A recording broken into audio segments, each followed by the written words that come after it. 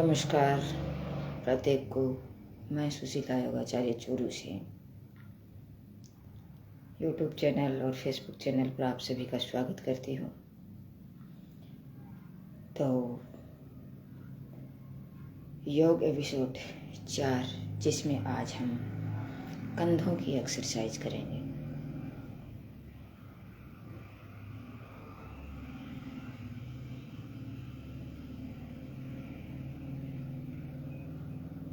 तो रेडी? सबसे पहले हम पद्मासन लगाएंगे।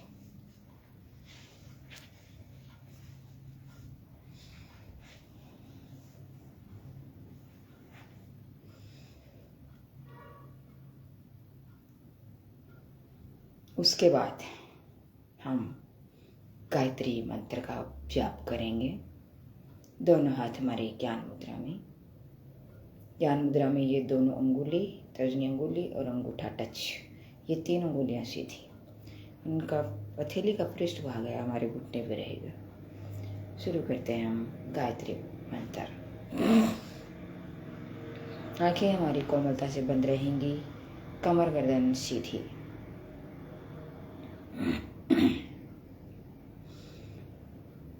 ओम भूर्भुवः स्वः तत्सवितुर्वरेण्यं भर्गो देवस्य धीमहि धियो यो नः प्रचोदयात्। दोनों हाथों का घर्षण। जब तक हमारे दोनों हाथ गर्म न हो जाएं, घर्षण करते रहिए।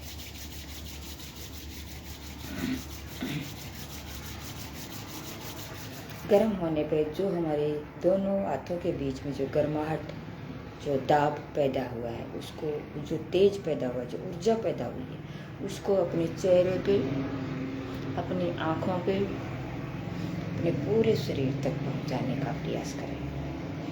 अब हम शुरू करते हैं कंधों की एक्सरसाइज। इससे पहले जो एपिसोड है, 3 एपिसोड है, उसमें हम पैरों की एक्सरसाइज, कमर की एक्सरसाइज, हमारे जो ये पंजे हैं इसकी एक्सरसाइज हम कर चुके हैं। और आज हम करेंगे कंधे की एक्सरसाइज। कंधे कहाँ से प्रभावित हो रहे हैं? कंधे का ऊपर का भाग है, वो कहाँ से प्रभावित हो रहे हैं? अगर हमारे यहाँ कंधे में प्रॉब्लम आती है तो उनकी शुरुआत कहाँ से होती है? हमारे यहाँ से जब प्रॉब्लम शुरू हो जाती है तो सबसे पहले कंधे में आती है, फिर यहाँ आती है और फिर यहाँ आती है। तो इसका मतलब हमें क्या करना है? हमें घर बैठे ही अपनी जो प्राथमिक उपचार है वो लेना है, और धीरे धीरे ये प्राथमिक उपचार है वो पूर्ण उपचार हो जाएगा।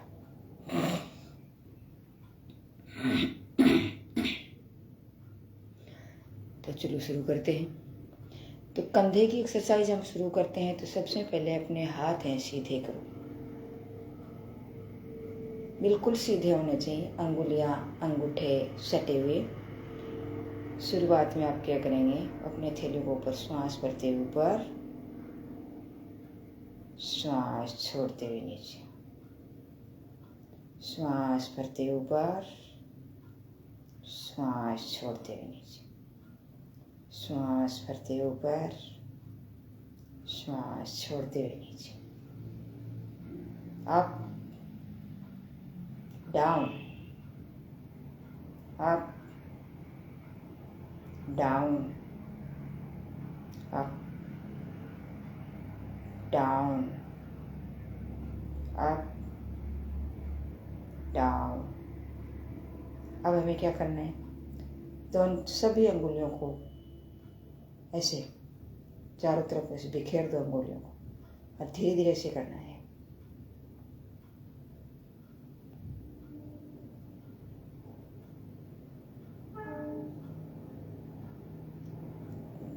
हमारी कोहनी, हमारा हाथ बिल्कुल सीधा रहना चाहिए, यहाँ कोई बंक नहीं होना चाहिए, बिल्कुल सीधा। पेन होता है, होने दो।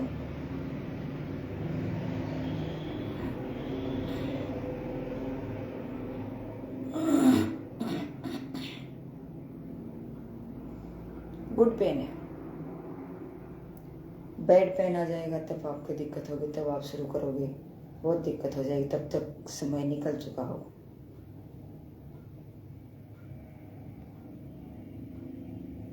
और दर्द होगा, ये योग करने से जब दर्द होता है, ये गुड पेन है।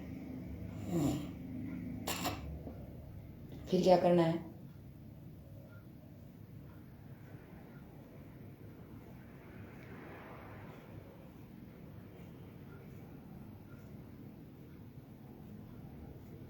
अब अंगूठा अंदर,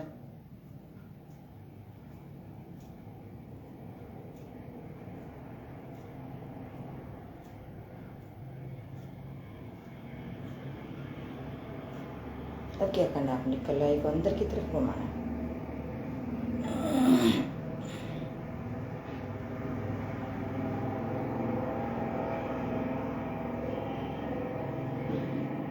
अब दूसरे बाहर की तरफ।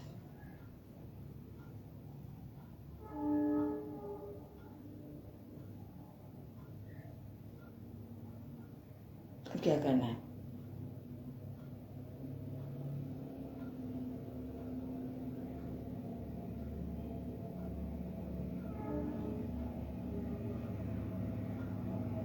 कई क्या करते हैं कि जैसे कंधों में दर्द है, तो आप इस कंधे को अकेले को, बस सिर्फ कंधे को अकेले वो कर लो, इससे ठीक हो जाएगा। पहले इसकी जड़ तक जाना जरूरी होता है कि ये शुरुआत कहाँ से होती है।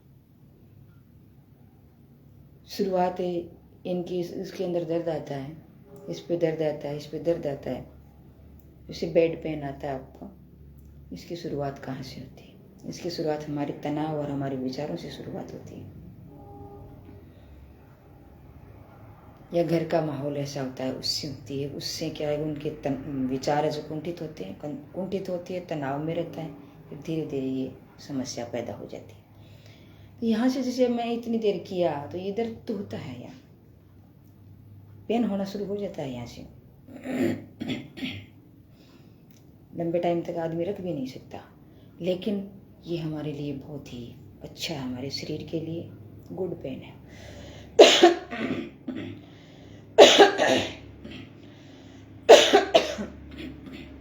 सॉरी।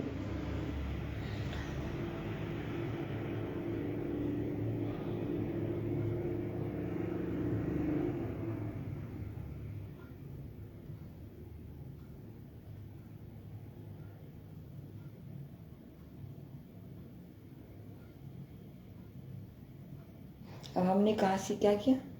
यहाँ का जो एक्सरसाइज है, पूरे अपने जो ये थैली है, हमारा जो ऊंचा है, इसकी सबकी एक्सरसाइज हम कर चुके। अब हम यहाँ से एक्सरसाइज कर चुके, ऐसे करके अब साइड में लेंगे।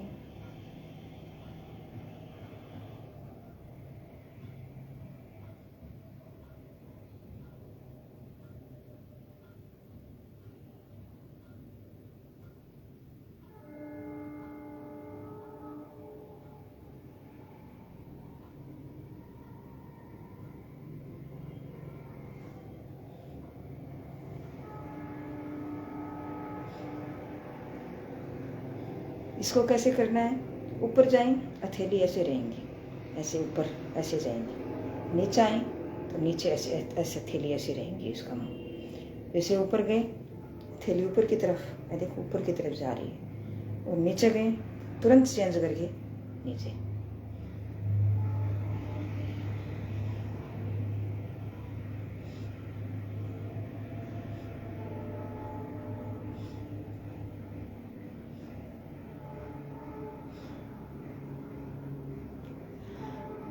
अब क्या करेंगे? एक एक हाथ की एक्सरसाइज करेंगे हम। राइट हाथ है, राइट कंधे की एक्सरसाइज ऐसे किया, आगे से पीछे, दूसरे हाथ को आप ज्ञान मुद्रा में रख सकते हैं। जब भी आप जो कोई एक्सरसाइज एक हाथ से करते हैं, दूसरे हाथ में मुद्रा लगा लीजिए। मुद्राओं का भी बहुत महत्व है, आपको आगे मुद्रा को बारे में भी आपको वीडियो डाला जाएगा। तो धीरे धीरे ऐसे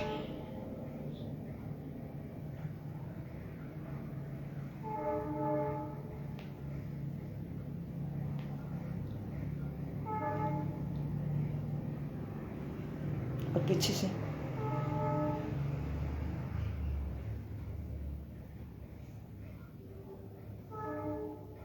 चेहरे पे मुस्कान, हंसता हुआ खिलता हुआ चेहरा। ऐसे नहीं होना कि जैसे हमने कोई पत्थर उठा लिया है, हमें जोर आ रहा है, ये नहीं। हंसता हुआ चेहरा। श्वास मारी नाक से,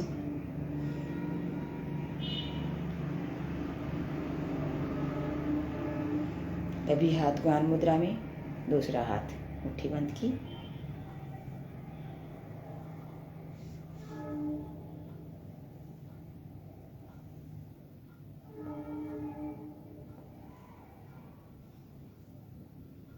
योग का मतलब धीरे धीरे श्वासों से तारतम्य जोड़ करके।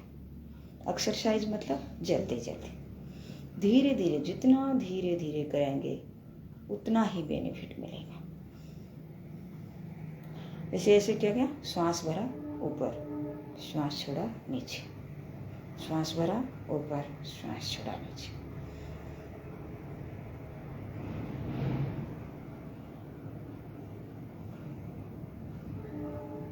और दूसरी साइड, अब दूसरी साइड ऊपर लेते हैं, श्वास भरते हैं, आगे की तरफ श्वास छोड़ते हैं।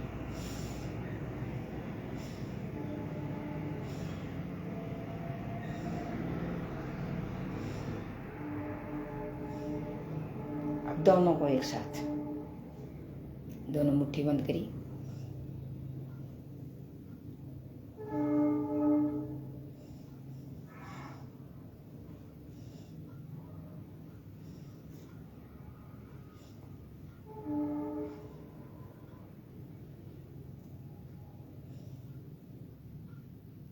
आगे से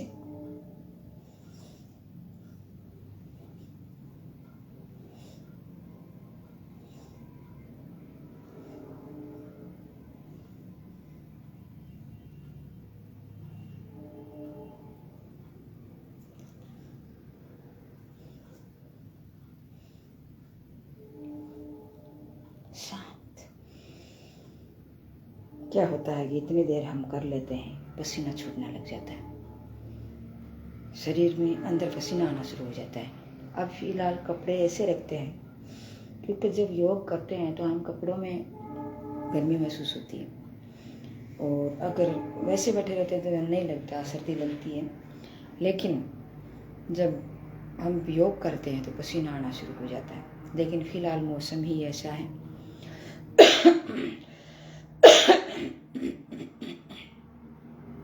बदलता मौसम है। अगर इसमें अगर थोड़ा बहुत अपन कपड़ा नहीं रखें तो हमारे चूरू में तो ऐसी सर्दी है कि मतलब ठंड और सर्द बिगड़ करके योग का जो हम बेनिफिट लेना चाहिए वो नुकसान में चला जाता है। इसलिए थोड़ा कपड़ा रखना भी ज़रूरी होता है, क्योंकि ठंड है। योग करेंगे पसीना आएगा तो शरीर ठंडा होगा तो फिर जुकाम लगेगी या गर्म सर्द बिगड़ जाएगी, इसलिए रखना बहुत ज़रूरी होता है। गर्मियों में करेंगे, गर्मियों में मस्त है, कोई दिक्कत नहीं है। अब कंधे की थोड़ी सी एक्सरसाइज और करेंगे, जैसे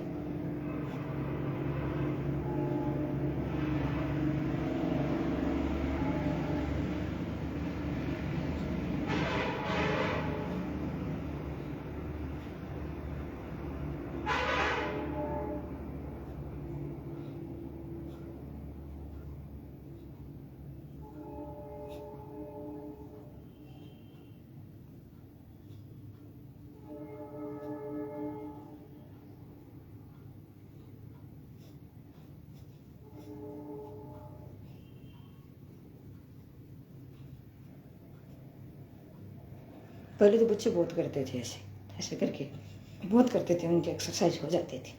लेकिन आजकल कौन करता है? ऐसे करते हैं तो शर्म महसूस होती है कि ऐसे कर रहे हैं। ये योग भी एक खेल है, एक मनोरंजन है। जब हम धीरे धीरे इसको करेंगे तो हमें ऐसे लगने लग जाएगा जैसे हम कोई मनोरंजन कर रहे हैं, खेल खेल रहे हैं। और अगर जब हम जिस दिन हम योग नहीं करते हैं तो ऐसा महसूस होता है कि आज हमने कुछ भी नहीं किया। आज हमने क्या नहीं किया? आज हमने कुछ चीज़ है जो हमने नहीं की, क्योंकि तुरंत रिलीफ मिलती है, तुरंत संतुष्टि मिलती है, तुरंत शांति मिलती है। आज पैसों से शांति नहीं मिलती, दुख ही होता है, टेंशन होती है, तनाव होता है। और हम जब योग करते हैं तो योग से शांति मिलती है। आप 1 घंटा 1.5 घंटा करके देखो, बैठ के देखो। हम करते हैं, खुद करते हैं तो भी हमें संतुष्टि मिलती है। और अगर हम करते हैं, किसी दूसरे को हम करवाते हैं तो भी हमें संतुष्टि मिलती है, क्योंकि हम ये ऐसा सोचते हैं कि हमारी वजह से हर कोई व्यक्ति है वो खुश है, उसे संतुष्टि मिलती है। बहुत अच्छी बात है। तो हमें क्या मिलेगी? दुआ मिलेगी। तो इसलिए योगी योग करवाते हैं वो इस चीज़ को नहीं देखते कि हमें पैसे मिलेंगे, वो ये देखते हैं कि हमें दुआएं मिलेंगी। हम दुआएं मिलेंगी, लोग हमें दुआएं देंगे और हम योग करेंगे तो वैसे भी हम संतुष्ट होंगे, खुश होंगे, शांत होंगे। खुशी और शांति के लिए सब जीते हैं, लेकिन आज इस ज़माने में खुशी और शांति हमें है नहीं, मिलती नहीं है। अगर पैसे वालों व्यक्तियों के पास अगर वो ये सोचें कि हमें अगर पैसों से खुशी मिलती है, अगर पैसों से संतुष्टि मिलती है, तो उनके पास इतने पैसे हैं कि वो संतुष्टि और खुशी है उसको उससे खरीद के ले आए। लेकिन वो ऐसा कोई भगवान ने ऐसा बनाया नहीं है ताकि वो मतलब इस चीज़ को खरीद सकें। क्यों? ईश्वर है, हमें बनाया है, बहुत सोच समझ के बनाया है। तो ये किसी के बस में नहीं है कि हम शांति और खुशी कहीं खरीद के ला सकते हैं, नहीं तो वो भी ले आए, लेकिन ये नहीं होती। मैंने देखे हैं बहुत ऐसे व्यक्ति हैं उनको रात भर नींद नहीं आती, उन्हें भूख लगती है, और जो गरीब हैं बेचारे अपनी आधी रोटी कहीं से मांग करके लाते हैं और खाते हैं। उसको टूट के उसको भूख लगती है, टूट के उसको नींद आती है।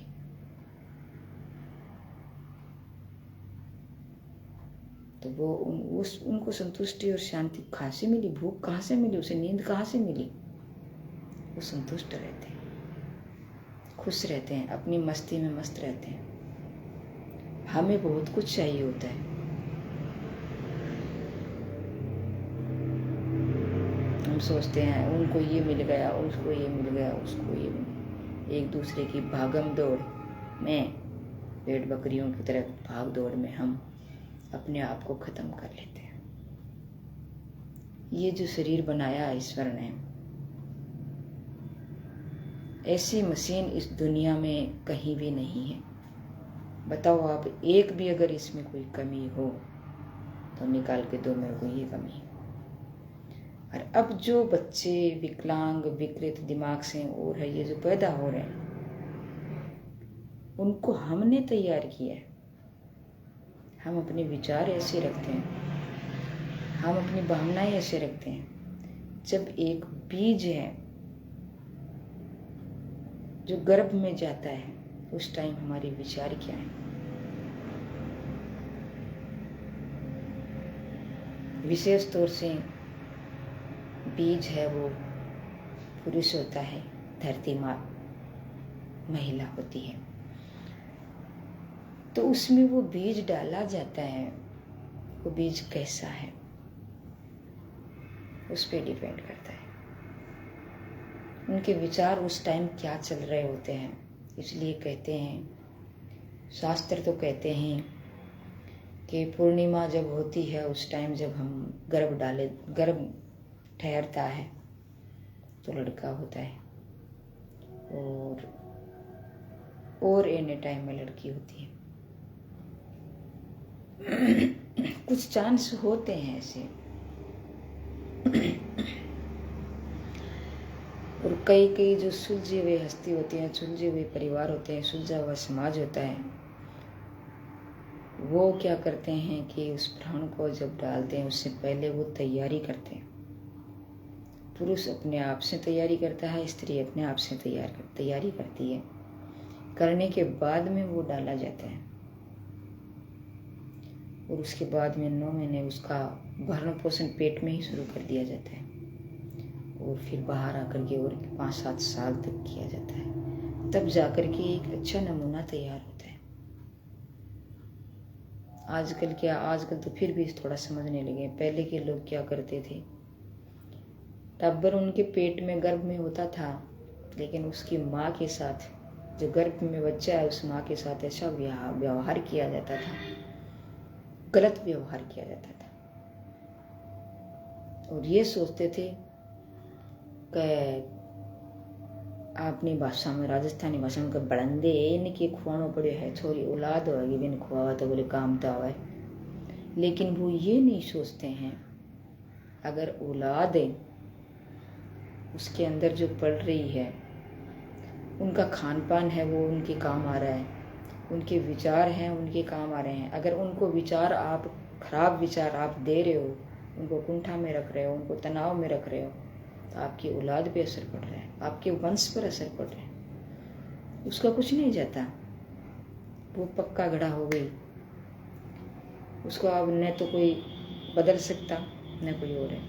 आप अपनी औलाद है उसको बदल सकते हैं, उसको अच्छा खाना मिल, उसको अगर उसकी माँ को अच्छा खाना दे, इसलिए भगवान ने ऐसा बनाया है। आपने देखा कहीं जैसे मतलब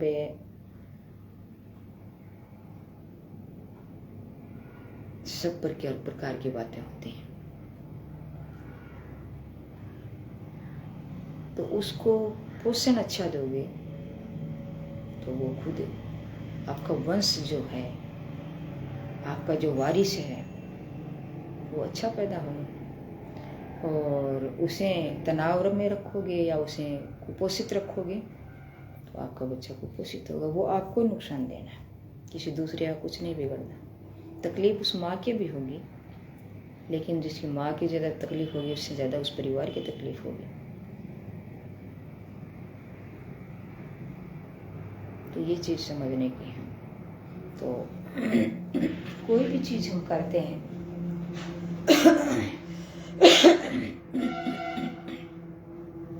सोच समझ के करें, धैर्य से करें।